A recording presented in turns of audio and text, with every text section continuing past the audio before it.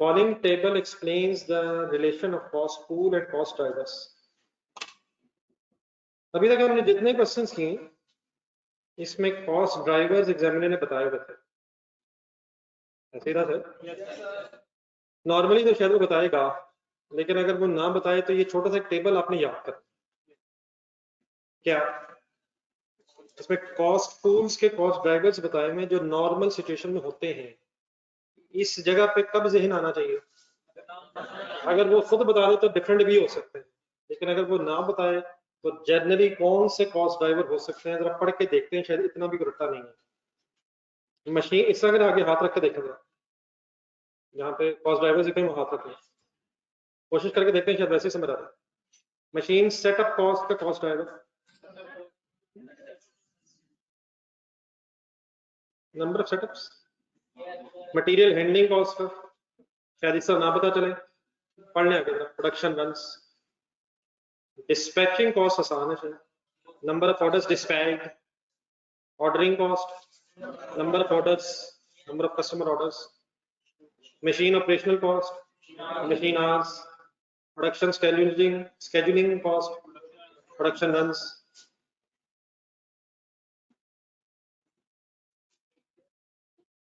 Setup वही होती है, मशीन को सेट करना, मशीन को रेडी फॉर प्रोडक्शन करना है सेटअप।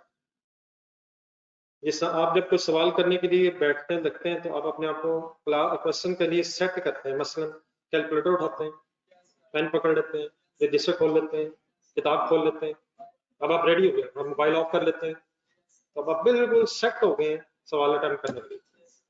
तो सेटअप, मशीनों को प्रिपेयर फॉर प्रोडक्शन करना। ये दोबारा हाथ रख के जरा रैंडम बता दें। Dispatching cost, last production scheduling, material handling ऊपर second, ordering cost, setup cost. तो जब आप कभी रिवाइज करें तो काइंडली इस पे जरूर जरा नजर पड़नी चाहिए। इन केस अगर कॉस्ट ड्राइवर्स ना दिए हो तो ये कॉस्ट ड्राइवर जहन में आ जाने चाहिए ना। जी next activity based costing apply कैसे की जाती है। मैंने क्वेश्चंस पहले आपको रिवाइज किए हैं ताकि ये जो थ्योरी है जरा पढ़ने में जरा आसानी रहे। जो हमने किया है वही यहाँ लिखा हुआ है, लेकिन क्योंकि इंग्लिश में लिखा हुआ है और जो हमने किया है वो अल्हम्दुलिल्लाह अपनी लैंग्वेज में किया, इसलिए आपको शायद डिफरेंट महसूस हो, लेकिन प्लीज है वही, तो अंग्रेजी को सही अप्लाई करें। अब कहते हैं costing under activity based costing, cost of the product can be calculated under activity based costing with the help of the following 5 basic steps.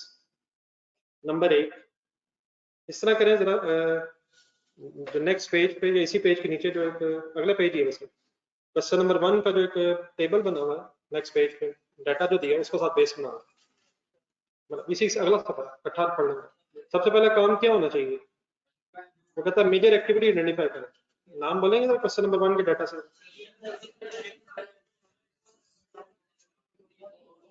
तो पहला स्टेप यही होगा कि एक्टिविटीज को इकट्ठा किया जाए, कौन कौन सी एक्टिविटीज हो रही हैं। सेकंड पढ़े accumulate overhead cost of each activity, ये ढूंढ के बताएं कोई है वहां। 18.4 मिलियन, 18.15 मिलियन एक्टिविटी का खर्चा इकट्ठा करें। This accumulated cost of each activity is called as cost of cost pool। cost pool किसे कहते हैं? एक्टिविटी की कॉस्ट 18.1 मिलियन रिस्पेक्टिव। देखा? तो what is the first step? Activities identify करने, एक्टिविटीज की कॉस्ट को इकट्ठा करना है। Third step identify cost drivers, तो बोले एक दो नाम वहां से देखो।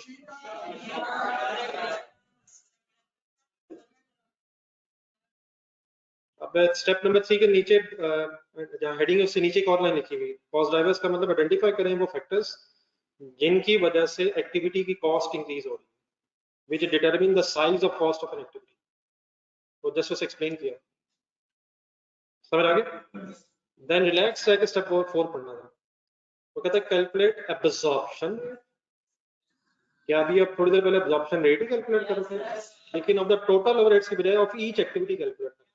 कैसे कैलकुलेट कर रहे होंगे जरा कैलकुलेटर नहीं, आगे जरा डाटा देख रहे कैसे। मतलब हमने मशीन सर्विसेज की अगर आपने एब्जॉर्प्शन कॉस्ट कैलकुलेट करनी हो तो आपने क्या किया होगा, 18,400 divided by 230 means cost driver. Cost of the cost pool divided by volume of cost driver, quantity of cost driver. इससे क्या निकल आएगा आपके पास? Absorption rate per cost driver, per cost driver base में cost of activity per cost driver. एक और बता दो जरा नेक्स्ट पेज पे, असेंबली सर्विसेज का जो आंसर आया होगा वो क्या आया होगा? नहीं मतलब फिगर सॉल्व करें. 18.15 असेंबली सर्विसेज पर डायरेक्ट लेबर पर सेटअप पर कस्टमर ऑर्डर पर सप्लायर ऑर्डर पर लास्ट वन. फिर absorb the activity cost to into product after charging overhead cost on the basis of the usage of the machine. For example, नीचे उधर ही जाए next page पे, setup cost ढूंढो, ऊपर setup का खर्चा ढूंढे, कैलकुलेटर ढूंढे, 1200 लिखे, 1200 बटा 250 किया तो क्या आ गया? स्टेप 4 पे एब्जॉर्प्शन रेट आ गया. फिर आपने इसे क्या किया? मल्टीप्लाइड बाय 70 किया. Absorption rate multiplied by the activity used for each product. तो यहाँ से खर्चा आ गया और अलहमदुलिल्लाह कहानी खत्म हो गई. What is the first step? जल्दी से एक्टिविटीज आइडेंटिफाई करें. नंबर 2 उनका खर्चा एक्यूमुलेट करें. नंबर 3 क्रॉस ड्राइवर आइडेंटिफाई करें. Number 4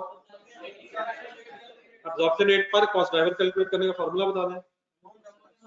amount of activity divide by volume of cost driver, और एब्जॉर्प्शन रेट को फाइनली किससे मल्टीप्लाई करते हैं? नहीं, absorption rate multiplied by cost driver of, cost driver नहीं, शायद कॉस्ट ड्राइवर नहीं, कॉस्ट ड्राइवर, हाँ सही है, सही कह रहे हैं. 250 कॉस्ट ड्राइवर्स का सम है, सही कह रहे हैं, multiplied by cost driver of that product 70. तो इसको थोड़ा सा याद होना चाहिए कि थ्योरेटिकली लिखना पड़ जाए. मेरी तरफ जरा देख के ट्राई करें वैसे अपने वर्ड्स में.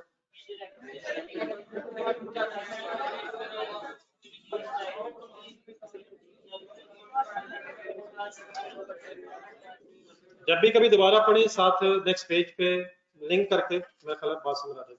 पिछले पेज पर नहीं, एक इंग्लिश में पेज पर पहले जरा मेरे साथ मैक्सिमम पढ़ लीजिएगा, फिर इसमें से एक दो पैराग्राफ ढूंढ लेते हैं जो आपको एक्टिविटी बेस्ड कॉस्टिंग के एंगल से अगर कभी लिखने पड़ जाए कि what is the story behind this, वो आपको जरा लिखना पड़ जाए तो लिख सकते हैं. पेन रखने हाथ में. Activity based costing is alternative technique to traditional absorption costing technique which is used to absorb indirect cost. कौन सी होती है? हाँ जी बिल्कुल सही कहा आपने. डायरेक्ट कॉस्ट कौन सी होती है? डायरेक्ट मटेरियल, डायरेक्ट लेबर के अलावा जितना खर्चा है वो indirect cost means factory overheads होते हैं. लिख लीजिएगा. ये कल मेरे ख्याल मैंने बात की थी traditional absorption costing. Traditional absorption costing system में क्या होता है? ओवरहेड्स का एक रेट, पुराना तरीका जो अभी भी यूज होता है, ओवरहेड्स का टोटल रेट टोटल करके एक दफा सारे खर्चों का एक बेस से डिवाइड करते हैं. तो एक्टिविटी बेस्ड कॉस्टिंग उसका एक ऑल्टरनेट है. ये क्यों आया है ये भी आगे आ जाएगा. It is a costing method that assigns indirect cost to products based on each products use of activities. समझ आ गया? In simple words, in ABC products consume activities. बिल्कुल रिलैक्स होकर सोचो. Products consume activities and activities consume खर्चा resources पैसे. दोबारा page number 416 की हेल्प करें जरा ये पढ़ समझने के लिए. पेज नंबर 416 के स्टार्ट पे जाएं, प्रोडक्ट्स के नाम बोलो. JAM. प्रोडक्ट्स कंज्यूम एक्टिविटीज कौन सी? ना मेरा नहीं ख्याल. Number of setups, activities, products consume activities. Products को बनाने में सेटअप कॉस्ट आई है, प्रोडक्ट को बनाने के लिए सेटअप्स हुए हैं, कस्टमर ऑर्डर्स आए हैं, सप्लायर ऑर्डर्स आए हैं. एक्टिविटीज, प्रोडक्ट्स ने एक्टिविटीज को कंज्यूम किया है. एक्टिविटीज ने क्या कंज्यूम किया? एक्टिविटीज ने पैसे कंज्यूम किए. नहीं पैसे कंज्यूम किए, कंज्यूम रिसोर्सेज. हाँ किस में किए? मशीन आवर्स में कंज्यूम किए. मेरा ख्याल है कॉस्ट ड्राइवर की बात नहीं हो रही. प्रोडक्ट्स क्या कंज्यूम करते हैं? प्रोडक्ट्स को बनाने के लिए एक्टिविटीज, बिजली पानी के खर्चों की एक्टिविटीज. करनी पड़ती हैं, और जो एक्टिविटीज होती हैं वो क्या कंज्यूम करती हैं, एक्टिविटीज पे खर्चा होता है और एक्टिविटीज प्रोडक्ट्स बनाने पे लगते हैं। तो क्या क्या कंज्यूम करता है और क्या क्या कंज्यूम कर लेता है? अच्छा सेंटेंस है, मेरी तरह देखकर जरा बोले क्या, प्रोडक्ट कंज्यूम वो और वो कंज्यूम वो, बोल देना यार फिर इतना ब्लैंक्स। एनी कंफ्यूजन बरो? ABC costing, sorry, ABC involves the process of identification of factors which results the cost of an organization's major activities. Overheads are calculated in proportion to activity cost center or cost pools. The overhead costs are ultimately absorbed into the products on the basis of usage of the activities. Products using more activities should be charged with higher costs of respective cost pool. ये सही है जी? आखिरी sentence बस ठीक है। जो products ज्यादा activities को इस्तेमाल कर रही होगी उसे अकॉर्डिंगली ज्यादा खर्चा एलोकेट होना चाहिए। Activity based costing can be defined as method of costing. अब वो जो 5 स्टेप्स है ना, मेरे ख्याल इस पैराग्राफ के अंदर आ जाना है। Method of costing which involves identifying the cost of the main support activities, सही है? And the factors that derive the cost of each activity। क्या मतलब? Support overheads are charged to products by absorbing cost on the basis of products use of the factors deriving the overheads। हम आराम से जरा सारा कुछ ज़हन में रख के पढ़े। सही लिखा हुआ? पढ़े गलत मैंने तो नहीं पढ़ दी, खुद पढ़ के देखा ना मैंने, सही बोला?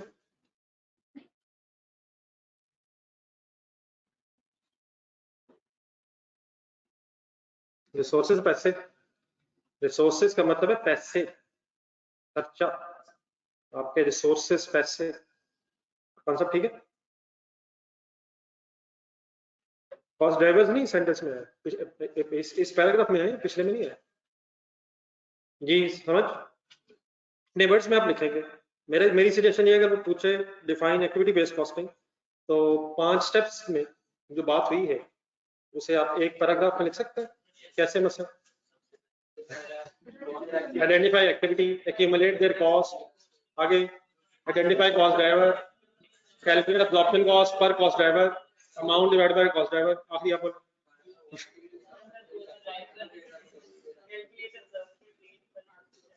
Next paragraph, reasons for development of the activity cost. चलिए अब नेक्स्ट आ गया जी, आखिर क्या वजह है कि एक्टिविटी बेस्ड कॉस्टिंग को डिराइव किया गया, क्या वजह है कि ये नया तरीका निकाल लिया? नहीं नहीं नहीं नहीं नहीं, मैं भी अच्छी रीजन है। नहीं नहीं, एक तो ये किया क्या जा रहा है, किया तो ये जा रहा है टोटल करके डिवाइड करने की बजाय अलग अलग डिवाइड किया तो ये जा रहा है। अब यहाँ सवाल कल आपने किसी ने मेरे से पूछा था कि क्या वजह है, तो वो रीजन बताना है, बड़ी अच्छी रीजन है, पढ़ के देखो। Absorption costing is based on the fact that the production overheads are driven by the units of products. As higher units will be produced, higher production overheads will be absorbed from the products. These are normally absorbed in the products on the basis of the volume. However, activity-based costing is based on various cost drivers because of the following। मतलब story पर लिखा है, इसके यहाँ पे उसने कोई reason नहीं बताई कि क्या वजह, अब आगे रीजन आ रही, आराम आराम से अब यहाँ से पढ़िए। Traditional absorption costing was developed in time when most manufacturers produced small range of products which underwent similar operations। अभी भी बात समझ नहीं आई, आगे चलो। It was justified to include similar proportion of overheads into product cost। In addition, overhead costs comprised of small fraction, ये underline करें। असल में सर ये अभी आगे बात आ रही है वैसे, लेकिन जरा ऐसे सस्पेंस हो रहा है तो मैं इसलिए बता रहा हूँ। एक जमाना वो था जब एम्प्लॉइज फैक्ट्री में ज्यादा इन्वॉल्व होते थे, मशीनों पे डिपेंडेंस कम थी, इंसान हाथों से काम करते थे ज्यादा। लेकिन अब टेक्नोलॉजी चेंजेस की वजह से मशीनें हो गई हैं सोफिस्टिकेटेड, और मशीनें हो गई हैं ऑटोमेटिक भी, और इवन ये सॉफ्टवेयर से भी रन हो जाते हैं। तो अब जमाना शिफ्ट हो गया लेबर इंटेंसिव से मशीन इंसेंटिव की तरफ। ये क्या होता है इंटेंसिव? लेबर अब ज्यादा नहीं रही फैक्ट्रीज में, अब मशीनों पे ज्यादा फोकस है। अब इसकी वजह से इशू क्या है? अपने ज़हन में मैन्युफैक्चरिंग कॉस्ट के कंपोनेंट्स लाएंगे, मटेरियल, लेबर, ओवरहेड्स। तो पहले लेबर का खर्चा ज्यादा होता था और ओवरहेड्स कम होते थे। तो देयरफॉर अगर ओवरहेड्स को इकट्ठा करके भी कोई बेस बनाना है तो फर्क नहीं पड़ता, छोटी अमाउंट होती थी, इनसिग्निफिकेंट अमाउंट होती थी। अब लेबर का खर्चा हो गया है कम और मशीनों की डेप्रिसिएशन, मशीनों की इलेक्ट्रिसिटी, मशीनों की मेंटेनेंस, ये खर्चे हो गए हैं ज्यादा। कहां से खर्चा कहां ज्यादा हो गया? अब लेबर की बजाय खर्चा ओवरहेड्स का ज्यादा हो गया। तो अब अगर ओवरहेड्स को एलोकेट करते हुए कॉन्शियसली ना सही तरह से डिसीजन लिया गया तो फिर वो गलत एलोकेशन हो जाएगी प्रोडक्ट्स। पहले वो माइनर पोर्शन होता था ओवरहेड्स का, इसलिए अगर थोड़ी सी गलती हो भी जाए तो इमटेरियल थी। लेकिन अब क्योंकि ओवरहेड्स का खर्चा बढ़ गया है, समझ आ रहा, तो देयरफॉर अब मटेरियल कॉस्ट हो गई है, देयरफॉर उसे ज्यादा प्रॉपरली अगर एलोकेट करेंगे तो सही प्रोडक्ट्स की कॉस्ट कैलकुलेट हो सकेगी। तो what is the reason of development? Shifting from production environment from labour intensive to machine intensive. तो ये असल स्टोरी है।